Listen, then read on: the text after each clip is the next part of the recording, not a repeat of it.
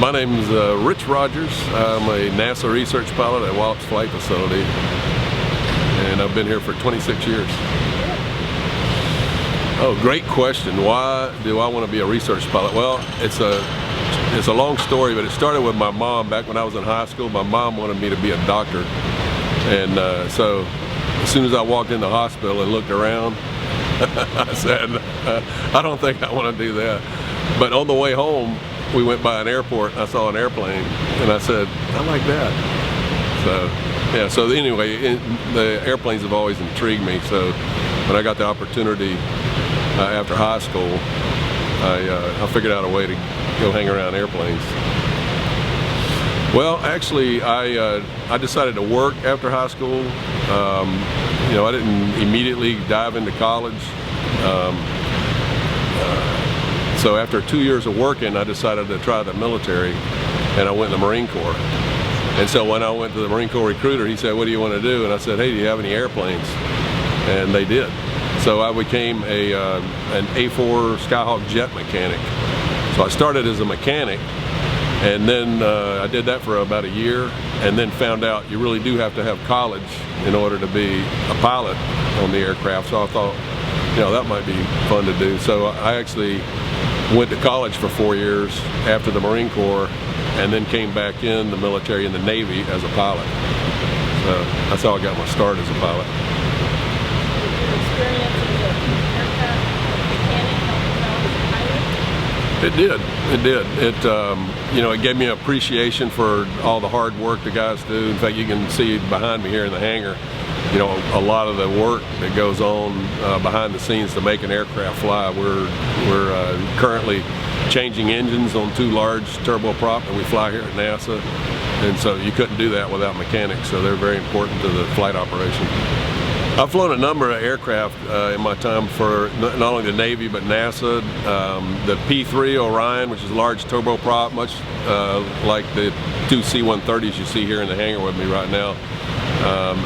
King Air, which is a twin-engine turboprop, a C-23 Sherpa, the T-34 Charlie you see over my right shoulder here, that's a single-engine turboprop. That was the very first airplane I flew in the Navy, and we fly them here at NASA too as chase aircraft for some of our larger research. And then, let's see, I've also in the last 4 years flown one of the new things that's coming out, unmanned aircraft. So I'm a Global Hawk pilot as well, so that's been fun. So I've done the manned and the unmanned version of aircraft flying. I like them all. In fact, the P-3 I've gotten the most time in, but I think probably if I had to take one around the pattern or around the block, the T-34 over here behind me. Why is that? Well, it's just so maneuverable. It's small. It's not a jet aircraft, but it flies much like one because it's got a lot of power. It's used for to teach military pilots how to fly aircraft. So it'll do all phases of flight, from instrument to visual to acrobatics, formation. It's a lot of fun to fly. So it'll do just about whatever you need to in an airplane. Plus, it'll turn on a dime. A lot of the fighter outfits actually keep a plane like this, which is cheaper than flying their jet, and plus they're good for what we use them for, chase and photo and a lot of different missions. So I think that one's probably the one that I like to fly the most. A lot of fun. Oh, other than the aircraft, specialized pieces of equipment used, yeah, we do. In fact, some of them are really cool because they're like video games. We've got a lot of GPS technology out now, a lot of Garmin equipment that is built not just for cars but for aviation. And then our science teams actually come to us with their own little video games that we fly, because we have to fly very precise lines underneath satellite tracks and repeat them, say, every 5 to 10 years. And so we have to prove that we were right back over the same spot. And so in order to do that, I've got one instrument that mounts right on my yoke on the kind of the steering wheel of the aircraft, and it brings in 3 different lines. One of them's even got little Pac-Man that I can capture, and as long as I get them in the middle, then we're flying right where we want to fly. Yeah, and you know, the scientists, you know, they're having fun, you know, doing that, going, I know these pilots will like Pac-Man, so we'll give them some Pac-Man to chase down on the screen. But it's a way to get a precision flight so that you can prove that you flew right over the same spot of the Earth 5 years later within that accuracy, which is pretty awesome. A typical day for me, well, there is no typical day because every day is different, which is one of the reasons why I like aviation and really NASA in general. I might come in and do office work one day for a few hours and then go to meetings with my science team to talk about the mission we're going to fly either that afternoon or the next day. Then I'll go down in the hangar deck where I'm sitting right now to check in with the mechanics and the technicians to see if the aircraft's ready, do a pre-flight of the aircraft, then run back up to my office and call the FAA, call the weather service, and then get all the pre-flight data I need, and then I'll sit down with my science team and go over what they want to do, where they want to go.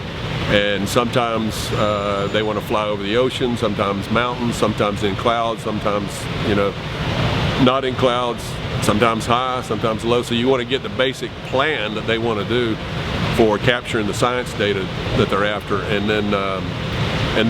so we help them figure out how to do that safely, because there are a lot of areas that you fly that are fun, like down low, but there's also hazards down low, like towers and the ground, other airplanes, that kind of thing. So you kind of just come up with your basic plan so that when you get to the aircraft, you're ready to go fly. So it's a fun day, not only for the flight, but you get to interact with people the whole day, and so you're not sitting in, you know, one spot for 8 or 10 hours. So I like that part of my job. Teamwork is critical because you know, without the kind of the NASA team part of my job, it wouldn't get done. From all that flight preparation before the flight to actually when you get on the flight, you know, one of the simplest things that you've got to get the team to do is communicate with each other. So you have to know, put your headsets on, know what frequencies to be on, who you need to talk to, and sometimes we're in the cockpit, we're listening to each other in the cockpit, everybody in the back of the aircraft, the science team interacting with us, and then we're also talking outside the aircraft with the FAA. So it's definitely a team. And the other part of team is each person's got a different job. So the pilot might be flying, the co-pilot might be talking on the radios to the back or outside the aircraft, while the flight engineer on the larger airplanes, they're monitoring the instruments. In some of our aircraft, we have a project manager in the cockpit with us that are communicating front and back of the aircraft. So everybody needs to kind of do their job during that phase of the flight to kind of, you know, get the job done.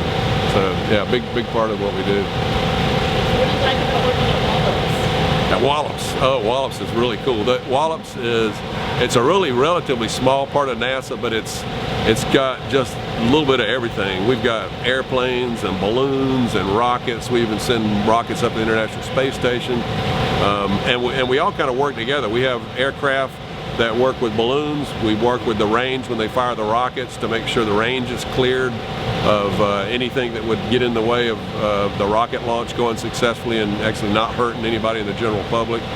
And it's just a fun place to work. You know, not only NASA but Wallops, because it's you know, it's just a small community. We know each other by first names, and it's just, I mean, when you can, you know, have fun and get paid, you know, that's kind of what you're looking for work, is trying to find that workplace that you're having a good time at. Yeah, so I can show you a story about one of our aircraft, our main aircraft that I've flown for the last 30 years, the P-3 Orion. We had it recently in Africa this past summer, July and August of 2016. And so we're flying in Africa, doing a science study. We're studying fires that are created in Africa and how they interact with aerosols out of the ocean, and what that causes. It's very close to the place where hurricanes are formed, so the scientists are very interested in that. Well, one of our maintenance technicians on post-flight, and it was just a routine part of his job, he climbed up on top of the aircraft, across the middle of the aircraft, and checked each and every instrument that we put on the aircraft. And we had about 12, 13 instruments on the airplane, on the bottom, on the top, on the wings. And he found just a really small crack where one of the instruments that was on the very tip top of the aircraft were, and he brought it to the attention of the senior pilot and the senior maintenance crew, and we actually we didn't fly the next 2 days, and we spent time pulling the instrument, fixing it. And what we found when we investigated is that if we had not found that, if that technician hadn't done his job that thoroughly, that the aircraft could have had an explosive decompression on the next flight with 24 science people in the back, and we, potentially could have lost the aircraft and the crew. So yeah, that was a cool story. So that technician's a friend of mine, Billy, and he got an award just last week, for doing that kind of job for us. What kind of advice would you give to high school sophomores? I already give you one advice. Don't listen to your mom. No, just kidding. Listen to your mom and dad and your teachers. But the advice really in that is, because those people are pulling for you really, but you want to find out what you want to do in life. And I've been told no so many times. No, you can't fly this. No, you'll never make it in the Navy. No, you'll never be a pilot because there's too many people in line to get those few slots. And yet I just kept on pushing, and actually, get out there and try some things, because what you're going to find is you're going to find out what you don't like doing by trying something. But when you're on the way to that, like I was leaving the hospital, you're gonna look over to the right and you're gonna go, hey, that looks pretty cool, and you go try that out, and through that process. So I just say my advice is, explore, go find something you like to do, and that'll make paying the bills all that much easier, because you're gonna want to buy a car and have lots of fun, and you might as well have some fun at work while you're getting that money to buy that car and all the other good stuff you want to buy in life. So